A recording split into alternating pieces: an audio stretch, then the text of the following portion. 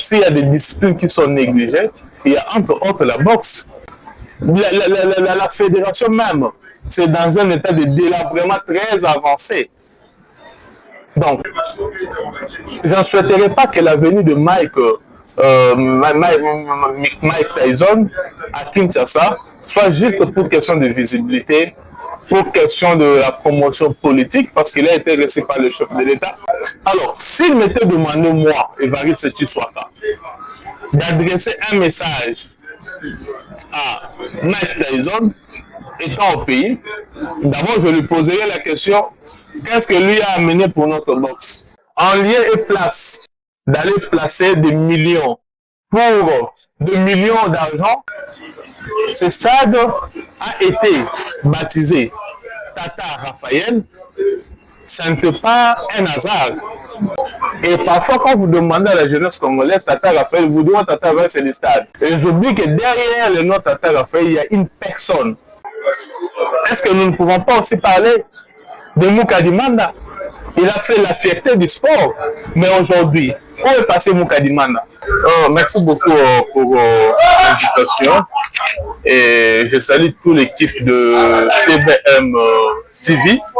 Et je crois que cette opportunité que vous m'accordez aujourd'hui de répondre à vos questions ne sera pas la dernière. Elle est la première, mais je crois que de temps en temps, nous prendrons rendez-vous avec les abonnés de cette chaîne pour parler, ou faire des analyses sur les sports de notre pays, donc de la République démocratique du Congo, et aussi pas pourquoi sur les sports d'une manière générale, dans les sports sur le plan africain, sur le plan mondial.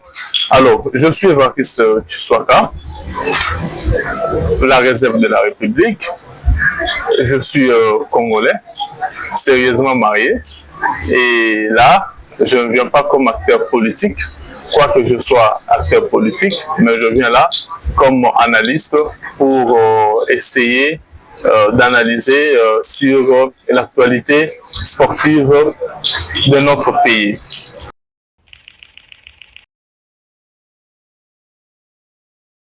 D'une manière générale, s'il faut parler de la santé actuelle du sport en République démocratique du Congo, je suis en train de peindre un tableau sombre sur notre sport. Parce qu'aujourd'hui, notre sport, pour moi, semble être à l'agonie. Donc, c'est-à-dire, si c'était un malade, notre sport serait en salle de réanimation, encore en salle d'urgence. Donc, le sport se porte très mal en République démocratique. On se dit d'une manière générale, quoi qu'il y ait des exceptions de certaines disciplines qui essayent de mieux évoluer, mais de manière générale, le sport congolais se porte très mal.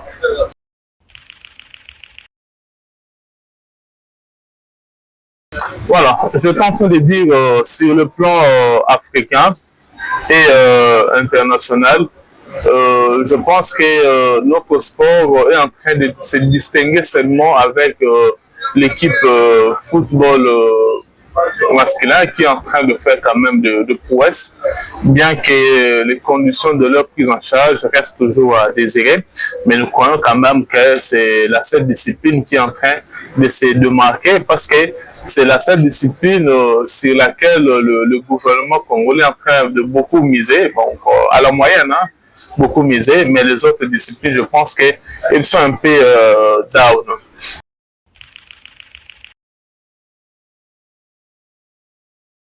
Alors, concernant l'actualité brûlante qui est celle de l'arrivée à Kinshasa de Mike Tyson, en fait, sur le plan d'apparence, sur le plan de vendre notre pays, je pense que c'est quand même une visite importante, parce que Mike Tyson, c'est une légende de la boxe sur le plan mondial. Alors, son arrivée à Kinshasa, je pense que c'est une bonne chose, mais nous devons capitaliser cette visite de Mike Tyson à Kinshasa. C'est à nous de valoriser cela, de capitaliser cette visite.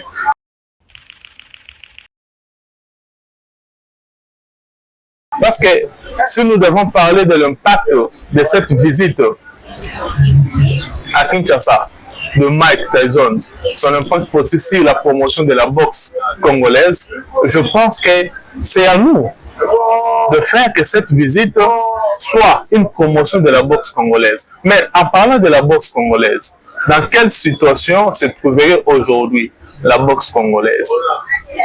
Déjà, comme je disais que sur le plan sportif, s'il y a des disciplines qui sont négligées, il y a entre autres la boxe. Parce qu'il faut aujourd'hui voir dans quel état se trouve même le siège de la fédération de la boxe congolaise. Or, nous avons une très belle histoire de la boxe congolaise. Nous avons des boxeurs qui sont en train de faire la fierté de la République démocratique du Congo sur le plan international. Nous pouvons parler de notre jeune frère ici, Bakole, nous pouvons parler de son grand frère aussi. Ils sont en train de faire la fierté de notre boxe sur le plan international. Mais si on doit revenir ici au pays, voir l'état dans lequel nos jeunes qui sont en train de pratiquer cette discipline au pays, c'est catastrophique. La fédération même, c'est dans un état de délabrement très avancé. Donc, je croirais que cette venue de Mike Tyson, c'est nous qui devons capitaliser cela. Et du reste aussi, je me pose la question, qu'est-ce que Mike Tyson a amené pour essayer de valoriser la boxe congolaise? Parce que nous devons nous souvenir que la République démocratique du Congo avait organisé en 1974 le combat du siècle. Je crois que nous aurons le temps d'en parler, le combat du siècle Mohamed Ali, George Foreman. Et déjà, ça nous avait amené dans l'annale de grands pays qui sont en train de promouvoir la boxe sur le plan mondial. Et aujourd'hui, où en sommes-nous? C'est la plus grande question qu'on doit se poser. Et je ne souhaiterais pas que la venue de Mike Tyson à Kinshasa soit juste pour question de visibilité, pour question de la promotion politique, parce qu'il a été reçu par le chef de l'État, mais je sais très bien qu'il soit aussi reçu par le ministre du Sport et qu'il soit aussi reçu par le président de la fédération de boxe, pour qu'il puisse parler avec Mike Tyson et essayer de voir quel pourra être l'apport de Mike Tyson pour notre boxe. Et je crois que c'est en cela que nous pourrons trouver l'avantage d'avoir accueilli sur notre sol Mike Tyson.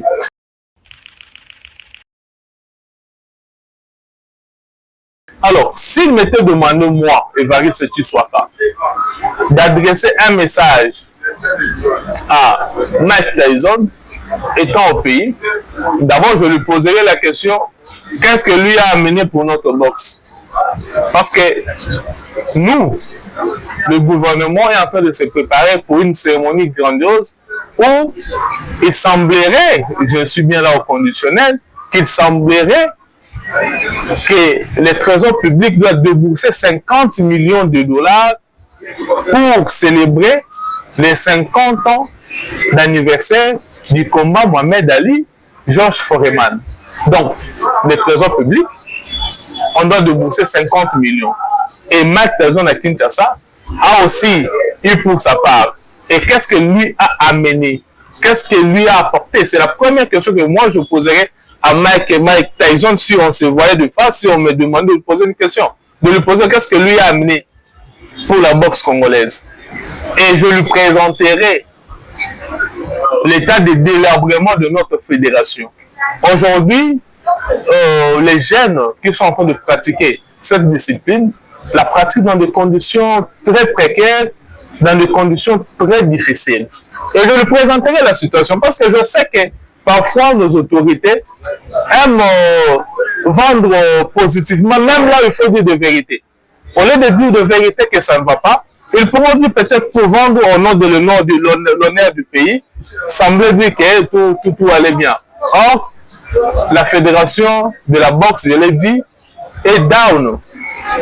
Donc voilà un peu si il y avait un message à dire à Mike Tyson, c'est ce message-là que je veux lui adresser.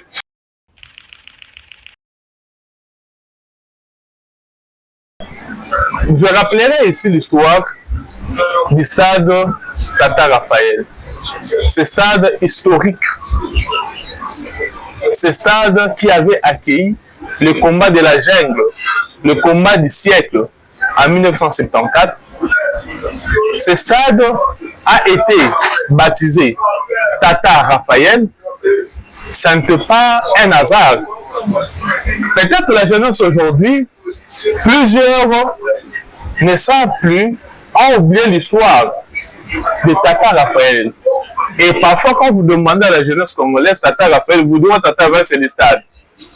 Et j'oublie que derrière le nom Tata Raphaël, il y a une personne, le père Raphaël de la Kétule.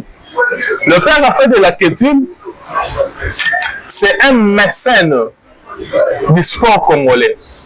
Nous rappellerons que c'est sur l'initiative de père Raphaël de la Kétule que le stade Tata Raphaël a été construit. Il a même lancé à son époque des cotisations de collecte pour construire le stade Tata Raphaël et le stade Cardinal Maloula. C'est ce père Raphaël de la Kétule qui est l'initiateur, le fondateur de deux grands clubs de Kinshasa.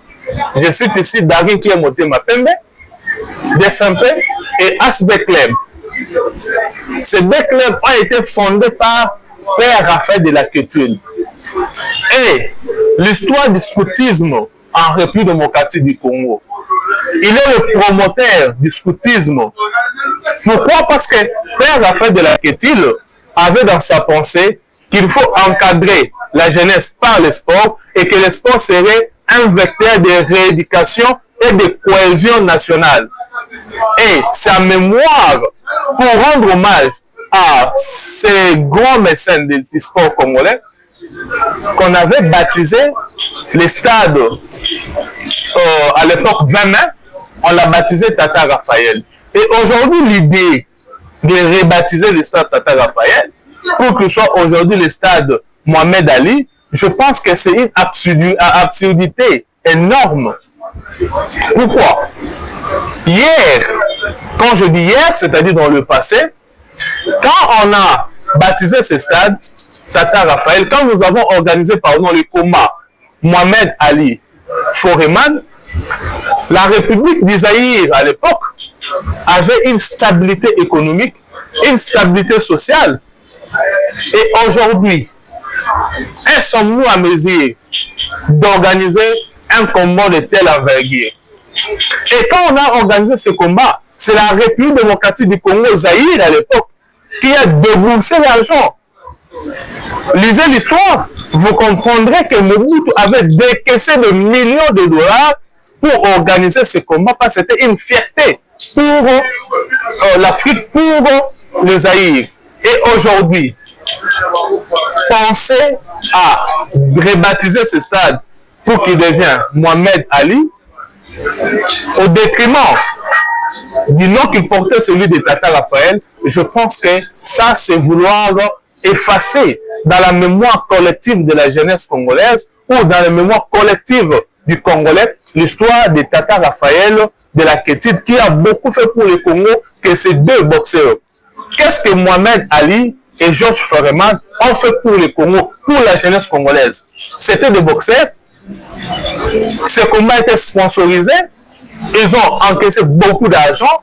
Et jusqu'à aujourd'hui, je ne vois même pas ce que la fondation Georges Foreman et la fondation Mohamed Ali font pour la jeunesse congolaise. Je ne vois rien du tout. Alors, je suis contre cette idée de rebaptiser le stade Tata Raphaël pour qu'il devienne le stade Mohamed Ali.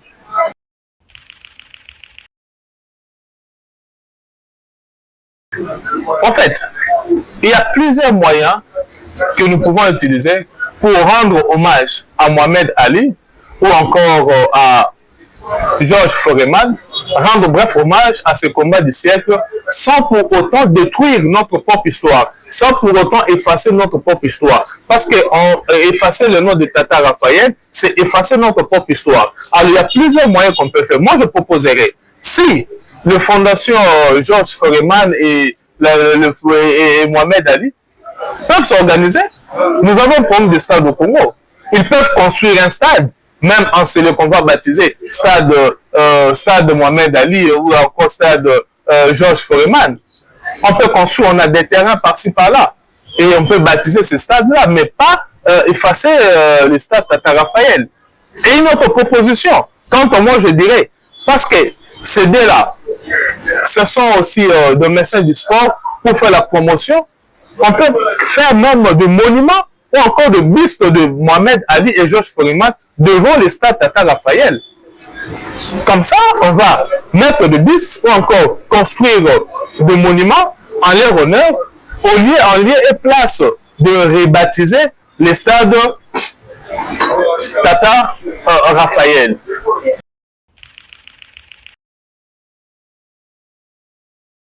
Le combat du siècle, le combat Mohamed Ali vers Georges Foreman, c'est un grand combat parce qu'à l'époque, quand ce combat est lié, c'était tous les yeux du monde entier qui étaient braqués. Toutes les caméras du monde entier étaient braquées sur la République démocratique du Congo. Nous avons vendu positivement notre image. Et à l'époque, c'était Zahir Yalokumu. Ça, on ne va pas oublier. À l'époque, c'était Zahir Yalokumu. Mais aujourd'hui, est-ce que nous pouvons amener toutes les caméras à braquer sur la République démocratique du Congo? Qu'est-ce que nous allons vendre? Qu'est devenu Kinshasa aujourd'hui? Qu'est devenue la République démocratique du Congo? C'est vrai, nous n'oublierons jamais l'histoire, on n'effacera jamais des annales de l'histoire qu'il y a eu un combat du siècle en République démocratique du Congo. Donc, c'est une bonne mémoire, nous gardons cela, mais on doit mieux faire les choses. Quand nous parlons de mieux faire les choses, c'est-à-dire, il ne faut pas qu'on puisse mettre ce qui est prioritaire en second plan, que ce qui est prioritaire reste en avant-plan.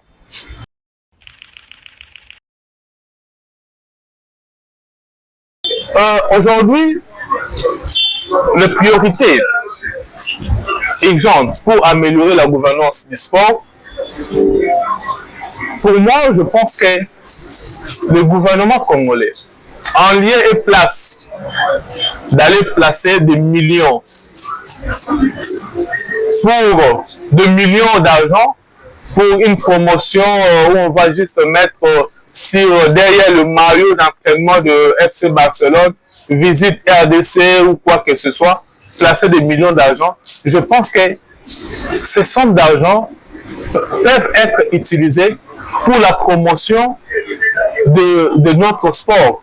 Dans ce sens, aujourd'hui, la cagnotte même pour les champions de la l'INAFOOT, hein, je crois que c'est 100 000 $. Qu'elle représente 100 000 $ pour une équipe qui a circulé dans 5 ou 6 provinces par avion pour des matchs, et à la fin, c'est 100 000 $ que vous leur donnez. Ça ne représente absolument rien.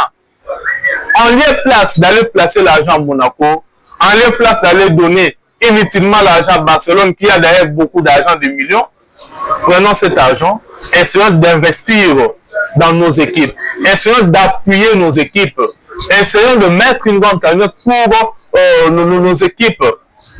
Moi, je souhaiterais, par exemple, que chaque année, qu'on puisse mettre même 1 million. C'est une somme modique, qu'on peut mettre 1 million pour les gagnants de la l'INAFOOT. Ça pourra permettre à ce que notre sport, ces équipes-là, puissent quand même être en forme. Donc, la priorité ici, ce n'est pas d'aller placer l'argent dans les clubs extérieurs pour faire la publicité du pays, pendant qu'en interne, les équipes souffrent de financement, pendant qu'en interne, les championnats n'arrivent pas à la fin faute de moyens, pendant qu'à l'interne, les stades, vous savez, avec 50 millions qu'on a inutilement donné à Barcelone, on peut construire même un stade. Il y a des provinces de la République démocratique du Congo qui n'ont pas de stade jusqu'à ce jour. Aujourd'hui, à Kinshasa, nous n'avons qu'un seul stade qui est homologué par la FIFA. C'est le stade de Martyrs. Ces 50 millions pourraient me permettre de remettre à niveau les stades de Tata Raphaël pour que les stades Tata soient aussi homologués par la FIFA. Mais nous prenons cet argent, nous le plaçons inutilement pour financer, soutenir Barcelone et autres. Et s'il faut parler seulement du foot, alors la boxe. le judo. Parce qu'au moins le foot, on place le maigre, on organise quand même ces championnats. Mais la boxe aujourd'hui, qui sont devenus les boxeurs congolais? Aujourd'hui, nous parlons de Tyson. Aujourd'hui, nous parlons de Ali, Georges Foreman et Ali, Mohamed Ali. Est-ce que nous ne pouvons pas aussi parler de Moukadimanda? Il a fait la fierté du sport. Mais aujourd'hui, où est passé Moukadimanda? Nous attendons qu'il puisse mourir pour l'honorer. Voilà ce qui est prioritaire. Voilà ce qu'il faut faire.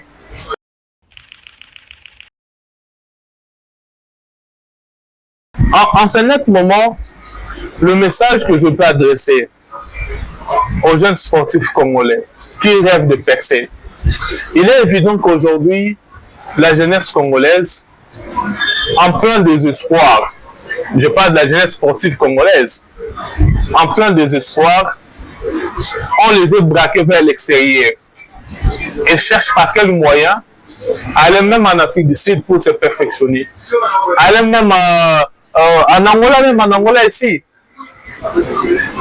pour essayer de gagner un peu d'argent, parce qu'au pays, le gouvernement semble s'occuper peut-être que du foot et les autres disciplines sont down. Le message que je peux leur adresser, c'est de continuer à persévérer. Nous croyons que dans un avenir très proche, le gouvernement pourra prendre ses responsabilités pour essayer de mieux faire afin de redonner de l'espoir à ces jeunes qui sont en train de percer, mais pour l'instant, non pris en charge. Vous savez, il arrive parfois quand nos boxeurs ou encore nos sportifs voyagent pour l'étranger, peut-être leur ticket retour cause problème. Mais ces gens qui sont allés mouiller le maillot pour la fierté, l'honneur de la République, mais vous constatez qu'ils sont négligés. Aujourd'hui, on peut se poser la question, combien le gouvernement congolais a placé dans la fédération de boxe? Combien le gouvernement congolais a placé pour la promotion de la fédération de judo, de karaté et pour toutes les autres disciplines? C'est presque rien du tout. Mais que nos gens ne puissent pas désespérer, qu'ils continuent à persévérer et à percer. Je crois qu'au bout du tunnel, ils pourront trouver de la lumière.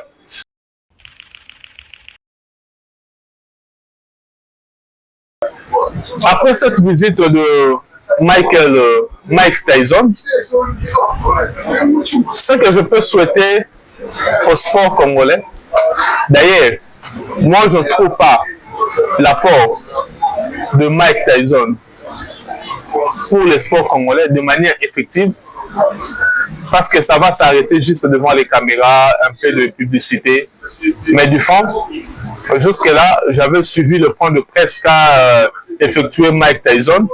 Je n'ai pas entendu de manière claire ce que lui a amené pour encourager la jeunesse ou encore pour promouvoir le sport congolais. Donc, je reste un peu pessimiste par rapport à cette visite, parce que je crois que avant cette visite sera égale à après la visite de Mike Tyson.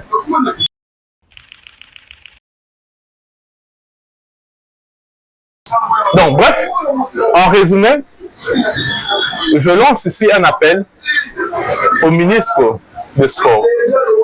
Je lance un appel au ministre de la Jeunesse. Je lance un appel au gouvernement congolais à prendre des mesures efficaces pour l'encadrement de la jeunesse via les sports. Vous savez, aujourd'hui, il y a un phénomène qui est en train d'insécuriser Kinshasa, le phénomène Kuluna. Et le sport, c'est un vecteur, d'après la pensée de Tata Raphaël de la culture que j'avais cité ici. Le sport, c'est un vecteur pour l'encadrement. C'est un vecteur pour l'éducation de la jeunesse.